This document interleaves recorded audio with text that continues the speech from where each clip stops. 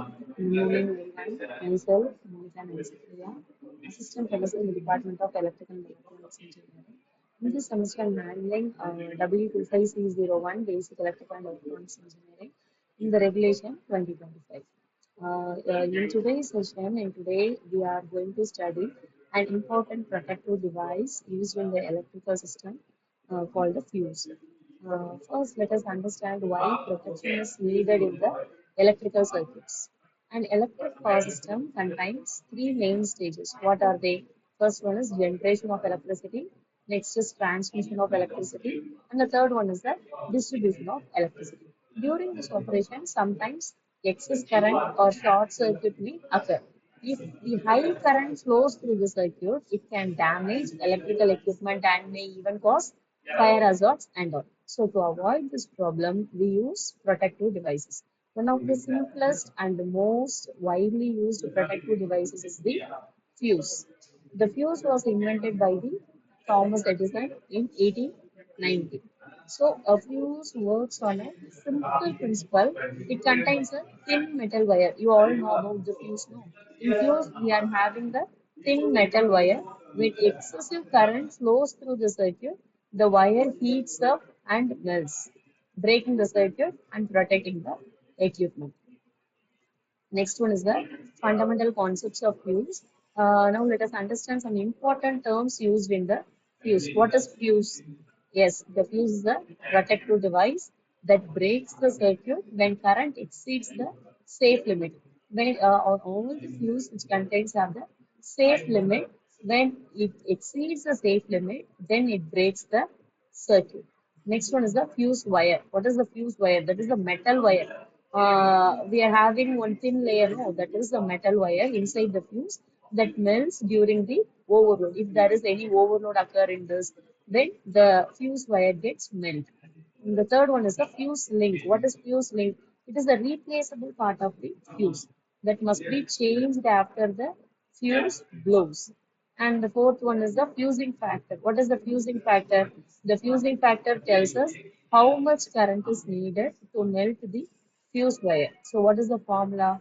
The fusing factor is equals to minimum fusing current divided by rated current. So the value is always greater than 1. Next one is the fuse link operation. What is the fuse link operation? When a fault occurs, two stages will be happen. First one is the pre-arcing stage. What is pre-arcing stage? The wire starts heating. Next one is the arcing stage. What is that? The wire melts and the arc form before the circuit breaks. The third slide is the components and the construction of fuses. What is the components? Mainly, the fuse has two main parts. One is the outer casing and the another one is the fuse element. What is the outer casing? The casing protects the fuse element and prevents the fire hazards. The casing can be made up of materials like ceramic, glass, plastic, mica, laminate sheets. These are all the outer casing element. The next one is the fuse element. And this is the thin metal strip or wire that melt excess when excess the current flows. So there is a thin metal or wire is the fuse element. These casing is designed so that when the fuse melt, spark do not escape outside. These are the casing is designed for that only. Next is the fuse element material. The material used for fuse wire is very important. A good fuse material should have the following properties. What are all? There's a low melting temperature, so it melts quickly during the fault. The next one is the low resistance. It is used to reduce the power loss. And the third one is the good conductivity. Why it is very important material? It is used to allow the normal current flow. Then next one is the low cost because it is so economical. And the fifth one is the stable material. It should not deteriorate easily. So common materials used are zinc, copper, silver, aluminium, alloys of these metals. Next one is the key characteristics of fuse. Now we will study the important parameters of a fuse. First one is the rated voltage. The rated voltage of a fuse must be greater than the circuit voltage. For example, if the circuit voltage is 230 volt, the fuse should be rated above the value. So the If there is the excess load will come means the fuse will get melt. The next one is the rated current. This is the maximum current the fuse can carry continuously without melting. The next one is the response time or time delay. This indicates how fast the fuse reacts to overcurrent. Sometimes a small surge current occurs temporarily when equipment starts. The fuse does not blow immediately in such case. Therefore, some fuses have time delay characteristic, but in sensitive electronic devices, fast acting fuses are used. Next one is the cutoff current characteristic. When a short circuit occurs, the current suddenly rises to a high value, but the fuse limits this current. This fuse limits this current before it reaching the maximum value. This limiting action is known as the cutoff current characteristic. So this is the graph for the cutoff current characteristics, and it is very important terms. What is that? So it's a prospective current. What is mean by prospective current? The current that would flow if the fuses were not present is if the fuses will not um, connected. The fuse will not get connected. That the time the current will flow if the fuses are not connected means it is the prospective current. Next one is the pre-arcing time. What does mean the pre-arcing time means it's the time taken from fault occurrence to the start of the melting. How the time taken for the fault occurrence and how the fuse will get melted. The time taken is the pre-arcing time. The next one is the arcing time.